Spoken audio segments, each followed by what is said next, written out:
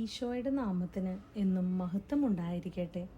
വിശുദ്ധ കൊച്ചുത്രേസ്യയുടെ ആത്മകഥ നവമാലിക, അധ്യായം 2. അമ്മച്ചിയുടെ മരണശേഷം. നമ്മുടെ പ്രിയപ്പെട്ട അമ്മച്ചിയുടെ ദീനം സംബന്ധിച്ച വിശദ വിവരങ്ങളെല്ലാം ഇപ്പോഴും എൻ്റെ ഓർമ്മയിലുണ്ട്. വിശിഷ്യ അമ്മച്ചിയുടെ ഭൗമികവാസത്തിൻ്റെ അവസാനത്തെ ആഴ്ചകൾ അവസ്മരണീയം തന്നെയാണ്.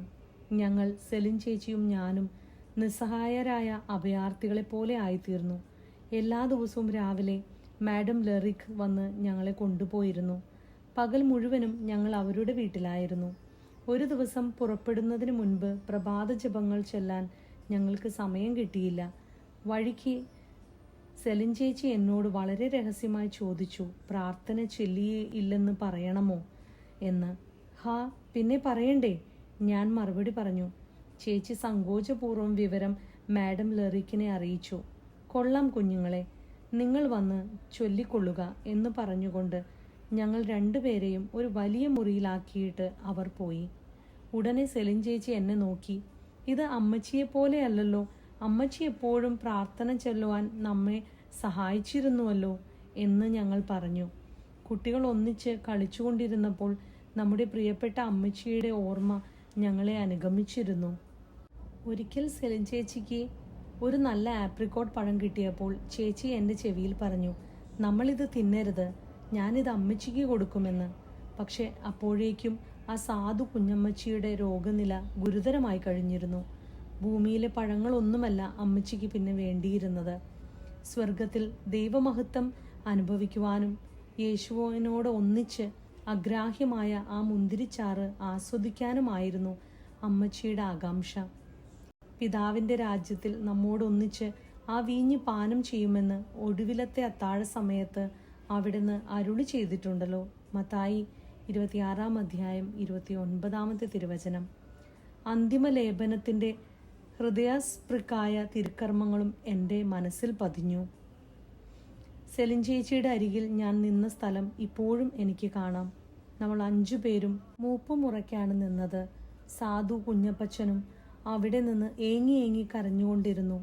അമ്മച്ചി മരിച്ച അന്നോ അടുത്ത ദിവസമോ അപ്പച്ചൻ എന്നെ കയ്യിലെടുത്തുകൊണ്ട് പറഞ്ഞു, പ്രിയപ്പെട്ട കുഞ്ഞമ്മച്ചിക്ക് നിന്റെ അവസാനത്തെ ഉമ്മ കൊടുക്കുക എന്ന്.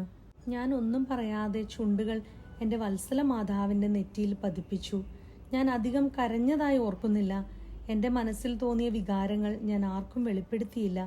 നിശബ്ദമായി നിന്ന് ഞാനെല്ലാം കാണുകയും കേൾക്കുകയും ചെയ്തു. എന്നെക്കുറിച്ച് ഗൗനിക്കുവാൻ ആർക്കും സമയമുണ്ടായിരുന്നില്ല. അത് കാരണം എൻ്റെ ശ്രദ്ധയിൽപ്പെടാതെ കരുതുമായിരുന്ന പലതും ഞാൻ കണ്ടു. ശവമഞ്ചത്തിൻ്റെ മൂടി ചാരി വെച്ചിരുന്നിടത്ത് ഞാൻ ചെല്ലാനിടയായി. വളരെ നേരം ഞാനത് സൂക്ഷിച്ചു നോക്കിക്കൊണ്ട് നിന്നു. അങ്ങനെയൊരു സാധനം ഞാൻ ഒരിക്കലും കണ്ടിട്ടില്ലായിരുന്നു. എങ്കിലും സംഗതി എനിക്ക് മനസ്സിലായി.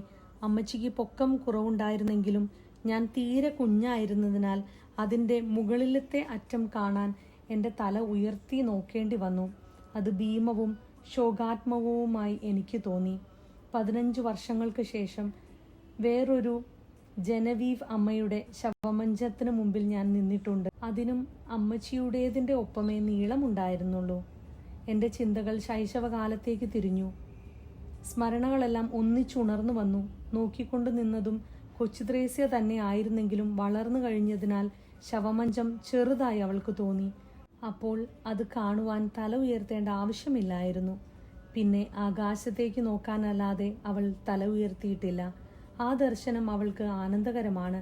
അവളുടെ ക്ലേശങ്ങളെല്ലാം അവസാനിക്കുകയും ആത്മാവിൻ്റെ ഹേമന്തം എന്നേക്കുമായി കടന്നു പോവുകയും ചെയ്തിരുന്നു. സ്വർഗസ്ഥയായ നമ്മുടെ വത്സല മാതാവിൻ്റെ ഭൗതിക അവശിഷ്ടങ്ങൾ തിരുസഭ ആശീർവദിച്ച ദിവസം തന്നെ ഈ ലോകത്തിൽ വേറൊരു അമ്മയെ എനിക്ക് തരുവാൻ നല്ല ദൈവം തിരുമനസായി. ആ അമ്മയെ ഞാൻ തന്നെ സ്വതന്ത്രമായി തിരഞ്ഞെടുക്കണമെന്നായിരുന്നു അവിടുത്തെ നിശ്ചയം. നമ്മൾ 5 പേരും ഒന്നിച്ച് വിഷാദത്തോടെ പരസ്പരം നോക്കിയിരിക്കുകയായിരുന്നു. ലൂയിസായും അവിടെ ഉണ്ടായിരുന്നു. സെലിൻ ചേച്ചിയെയും എന്നെയും നോക്കിക്കൊണ്ട് അവൾ പറഞ്ഞു, പാവം കുഞ്ഞുങ്ങൾ, നിങ്ങൾക്കിനി അമ്മയില്ലല്ലോ എന്ന്. ഉടനെ സെലിൻ ചേച്ചി, കൊള്ളാം, ചേച്ചിയാണ് ഇനി അമ്മച്ചി എന്ന് പറഞ്ഞുകൊണ്ട് മരിയ ചേച്ചിയുടെ കരങ്ങളിലേക്ക് വീണു. സെലിൻ ചേച്ചി ചെയ്യുന്നതിനെ അനുകരിക്കാറുണ്ടായിരുന്ന ഞാൻ ഉടനെ എൻ്റെ അമ്മേ അങ്ങേക്ക് നേർക്ക് തിരിഞ്ഞു. ഭാവി സ്വന്തം തിരശീല നീക്കി തുടങ്ങി എന്ന് തോന്നുമാറ് അങ്ങയുടെ കരങ്ങളിലേക്ക് വീണുകൊണ്ട് ഞാൻ വിളിച്ചു പറഞ്ഞു, എനിക്കെന്നാൽ പൗളിൻ ചേച്ചി ആയിരിക്കും അമ്മച്ചി. മേൽ പ്രസ്താവിച്ചതുപോലെ ഈ കാലഘട്ടത്തിന്റെ അവസാനത്തിലായിരുന്നു എൻ്റെ ജീവിതത്തിന്റെ 3 വിഭാഗങ്ങളിൽ ഏറ്റവും ക്ലേശകരമായ 2ാം ഘട്ടത്തിലേക്ക് ഞാൻ പ്രവേശിക്കേണ്ടിയിരുന്നത്. എൻ്റെ 2ാമത്തെ അമ്മച്ചിയായി ഞാൻ തിരഞ്ഞെടുത്ത പൗളിൻ ചേച്ചി കർമ്മല മഠത്തിൽ പ്രവേശിച്ചതിന് ശേഷം പ്രത്യേകിച്ചും ആ ഘട്ടം വളരെ ദുഃഖഭൂയിഷ്ടമായിരുന്നു. 4.5 മുതൽ 14 വയസ്സ് വരെ ആയിരുന്നു അതിൻ്റെ ദൈർഘ്യം. അതിനുശേഷം എൻ്റെ ശൈശവ സ്വഭാവം തിരിച്ചു കിട്ടുകയും ജീവിതത്തിലേക്ക് കാര്യമായി ഞാൻ പ്രവേശിക്കുകയും ചെയ്തു.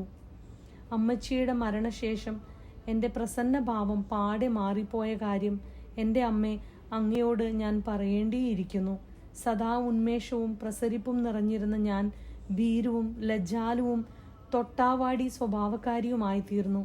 ആരെങ്കിലും ഒന്ന് നോക്കിയാൽ മതി കണ്ണുനീർ പൊഴിച്ചു തുടങ്ങും. ആരും എന്നെ ശ്രദ്ധിക്കാതിരുന്നാൽ അതായിരുന്നു എനിക്ക് തൃപ്തികരം. അപരിചിതരുടെ സാന്നിധ്യം എനിക്ക് ദുസ്സഹമായി തീർന്നു. കുടുംബത്തിലെ സൗഹൃദത്തിൽ മാത്രമേ ഞാൻ സുഖം കണ്ടെത്തിയിരുന്നുള്ളൂ. അതേസമയം എത്രയും ആർദ്രമായ സ്നേഹത്താൽ ഞാൻ സമാവൃതയായിരുന്നു. അപ്പച്ചൻ്റെ ആർദ്രമായ ഹൃദയത്തിലെ വാത്സല്യത്തോട് സാക്ഷാൽ മാതൃസ്നേഹവും കൂടി കലർന്നു. എൻ്റെ അമ്മേ, അങ്ങും മരിയ ചേച്ചിയും എന്തുമാത്രം ആർദ്രതയോടും നിസ്വാർത്ഥതയോടും കൂടെയായിരുന്നു എനിക്ക് അമ്മമാരായിരുന്നത്. നല്ല ദൈവം അനുഗ്രഹ സമ്പൂർണമായ കിരണങ്ങൾ തൻ്റെ ചെറുപുഷ്പത്തിൻ്റെ മേൽ ചൊരിഞ്ഞില്ലായിരുന്നുവെങ്കിൽ ഭൂമിയിലെ കാലാവസ്ഥ അതിന് പറ്റുകയില്ലായിരുന്നു. ഘോരമാരിയെയും കൊടുങ്കാറ്റിനെയും എതിർത്ത് നിൽക്കാൻ അവൾ തികച്ചും അശക്തയായിരുന്നു. ചൂടും കുളിർമയുള്ള മഞ്ഞുതുള്ളികളും വസന്തകാലത്ത് ഇളം കാറ്റും അവൾക്ക് ആവശ്യമായിരുന്നു. അപ്രകാരമുള്ള ആനുകൂല്യങ്ങൾ ഒരിക്കലും അവൾക്ക് ലഭിക്കാതെ വന്നിട്ടില്ല. ശോധനകളാകുന്ന ഹിമപാതങ്ങൾക്കിടയിൽ തന്നെയും യേശു അവൾക്കവ അനുവദിച്ചിരുന്നു. അലൻസോൺ വിട്ടുപോരാൻ എനിക്കൊരു വൈമനസ്യവുമില്ലായിരുന്നു. കുട്ടികൾക്ക് സ്ഥലം മാറ്റം ഇഷ്ടമാണല്ലോ. തന്നിമിത്തം ഞാൻ ലിസ്യുവിലേക്ക് പോന്നത് ആഹ്ലാദത്തോടുകൂടെയായിരുന്നു. നമ്മുടെ യാത്രയും അമ്മായിയുടെ വീട്ടിൽ വൈകുന്നേരം എത്തിയതുമെല്ലാം ഞാൻ ഓർമ്മിക്കുന്നു. ജോവാനയും മരിയയും പടിവാതിക്കൽ നമ്മളെ കാത്തിരുന്നത് ഇപ്പോൾ കാണുന്നത് പോലെ തോന്നുന്നു. അത്രയേറെ സ്നേഹമുള്ള ബന്ധുക്കളെ കിട്ടിയതിൽ ഞാൻ അതിയായി സന്തോഷിച്ചു. അവരെയും അതുപോലെ തന്നെ അമ്മായിയെയും പ്രത്യേകിച്ച് അമ്മാച്ചനെയും ഞാൻ വളരെ സ്നേഹിച്ചു. അദ്ദേഹത്തെ എനിക്ക് അല്പം ഭയമായിരുന്നുവെന്ന് മാത്രം. ലെബൂസോണയിൽ എന്ന പോലെ അദ്ദേഹത്തിൻ്റെ അടുക്കൽ എനിക്ക് സ്വാതന്ത്ര്യമില്ലായിരുന്നു. ഞങ്ങളുടെ ഭവനത്തിലായിരുന്നു എൻ്റെ ജീവിതം സാക്ഷാൽ ആനന്ദകരമായിരുന്നത്. എല്ലാ ദിവസവും രാവിലെ അങ്ങ് എൻ്റെ അടുക്കൽ വന്ന് ചോദിച്ചിരുന്നു, ഞാൻ നല്ല ദൈവത്തിന് എൻ്റെ ഹൃദയത്തെ സമർപ്പിച്ചുവോ എന്ന്. ഉടനെ ദൈവത്തെക്കുറിച്ച് സംസാരിച്ചുകൊണ്ട് അങ്ങെന്നെ വസ്ത്രം ധരിപ്പിക്കും. അനന്തരം ഞാൻ അങ്ങയുടെ അരികിൽ നിന്ന് പ്രാർത്ഥനകൾ ചൊല്ലും. പിന്നീട് വായനാ ക്ലാസ്സായി. എനിക്ക് തനിച്ചു വായിക്കാൻ സാധിച്ച ആദ്യത്തെ വാക്ക് ഇതായിരുന്നു, സ്വർഗം. എന്നെ എഴുതാൻ പഠിപ്പിക്കേണ്ട ചുമതല എൻ്റെ പ്രിയപ്പെട്ട ജ്ഞാനസ്നാന മാതാവ് ഏറ്റെടുത്തു. ശേഷമെല്ലാം എൻ്റെ അമ്മേ അങ്ങും. പഠിത്തം എനിക്കത്ര എളുപ്പമല്ലായിരുന്നുവെങ്കിലും ഓർമ്മശക്തി വളരെ ഉണ്ടായിരുന്നു. വേദപാഠവും വിശിഷ്യ വേദാഗമന ചരിത്രവുമായിരുന്നു എനിക്ക് ഏറ്റവും ഇഷ്ടപ്പെട്ടത്. അവ ഞാൻ താല്പര്യത്തോടെ പഠിച്ചിരുന്നു. എന്നാൽ വ്യാകരണം പലപ്പോഴും എൻ്റെ കണ്ണീരൊഴുക്കിയിട്ടുണ്ട്. പുല്ലിംഗത്തിൻ്റെയും സ്ത്രീലിംഗത്തിൻ്റെയും കഥ അമ്മ ഓർമ്മിക്കുമല്ലോ. ഈശോയുടെ നാമത്തിന് എന്നും മഹത്വമുണ്ടായിരിക്കട്ടെ. വിശുദ്ധ കൊച്ചുത്രേസ്യ, ഞങ്ങൾക്ക് വേണ്ടി പ്രാർത്ഥിക്കണമേ.